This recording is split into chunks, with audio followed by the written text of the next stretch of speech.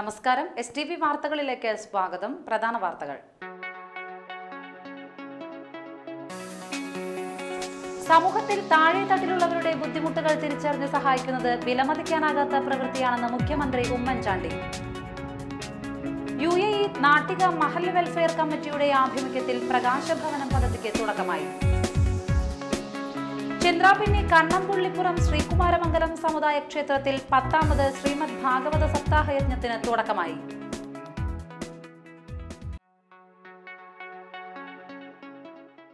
വാർത്തകൾ വിശദമായി.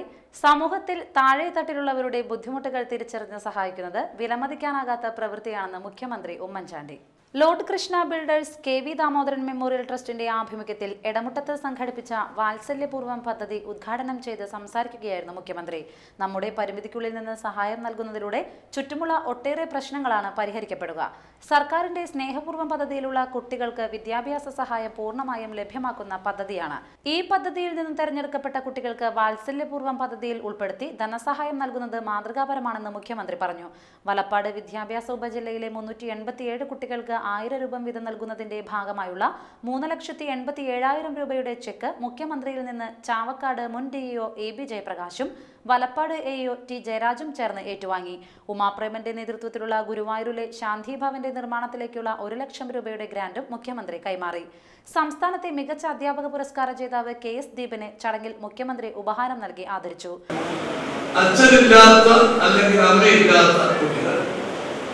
ഈ വിഭാഗത്തിൽപ്പെട്ട കുട്ടികളെ അവരുടെ വിദ്യാഭ്യാസം അവരുടെ മറ്റടുത്ത ബന്ധുക്കൾ സംരക്ഷിക്കണം. പക്ഷെ അവരുടെ വിദ്യാഭ്യാസ ചെലവ് മുഴുവൻ ഗവൺമെന്റ് വഹിക്കും.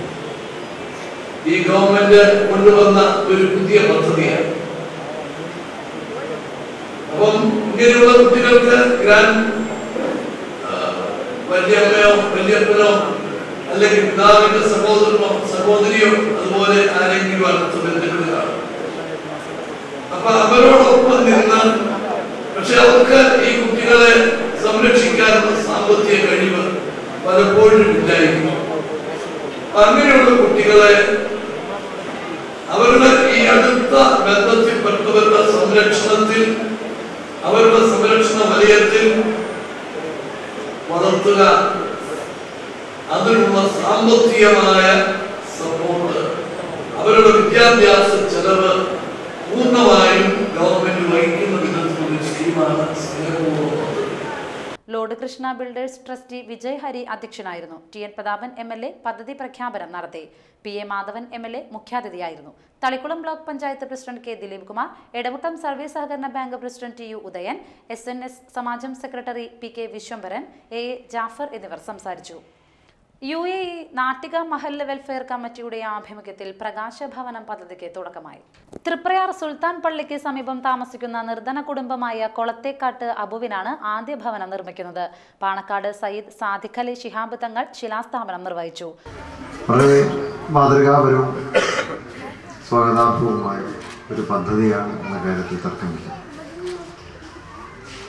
ജീവിതത്തിൻ്റെ ഏറ്റവും വലിയ സ്വപ്നം സ്വന്തമായി ഒരു കൂര നിർമ്മിക്കപ്പെടുക എന്നുള്ളത് തന്നെയാണ് എന്ന്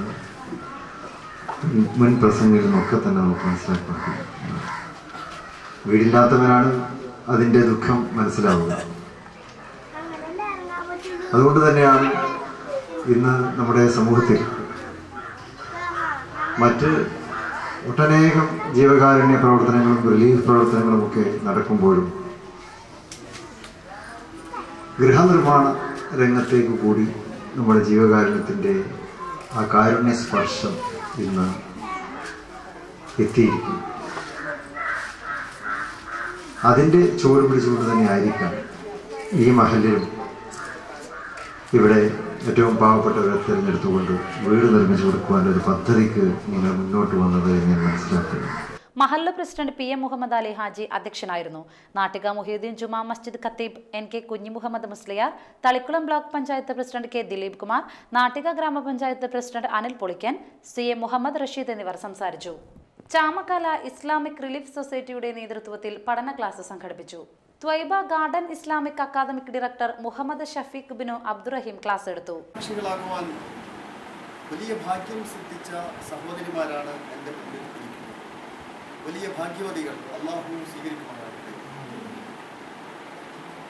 എന്തിനാണ് നിങ്ങൾ ഇങ്ങോട്ട് വന്നത്? ഒരു കുട്ടി എന്നോട് അതിന് ഉത്തരമാണ്. എന്തിനാണ് ഇങ്ങോട്ട് വന്നത്? One student stand up and tell me. IRS president MCA Shameer Ali അധ്യക്ഷത വഹിച്ചു.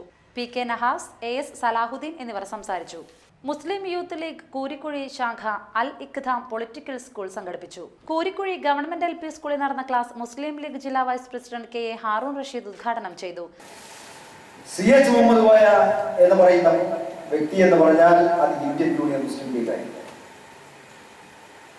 കേവലം 57ാമത്തെ വയസ്സിൽ മരണപ്പെട്ട ഒരു വ്യക്തി 100 കൊല്ലം ഈ രാജ്യത്ത് ജീവിച്ച ഒരു മനുഷ്യൻ ചെയ്യുന്നതിനേക്കാൾ സേവനങ്ങൾ ഈ രാജ്യത്തിനും സമൂഹത്തിനും സമുദായത്തിനും രാഷ്ട്രത്തിനും ചെയ്തുകൊണ്ട് മരിച്ചുപോയ ഒരു നേതാവാണ് CH. അദ്ദേഹത്തിന്റെ പ്രവർത്തനം ആരംഭിക്കുന്നത് MSM എന്ന് പറയുന്ന മഹത്തായ പ്രസ്ഥാനത്തിലൂടെയാണ്.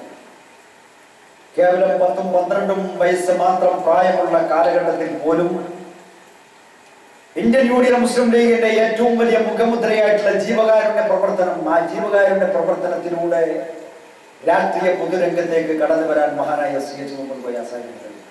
KK അഫ്സൽ അധ്യക്ഷനായിരുന്നു. KK Zacharia, Syed Muhammad Haji Puthenkulam, TA Abdul Haseeb, VK Noufal, PA Anas, PM Shamsuddin തുടങ്ങിയവർ സംസാരിച്ചു. ഇനിയൊരു ഇടവേള.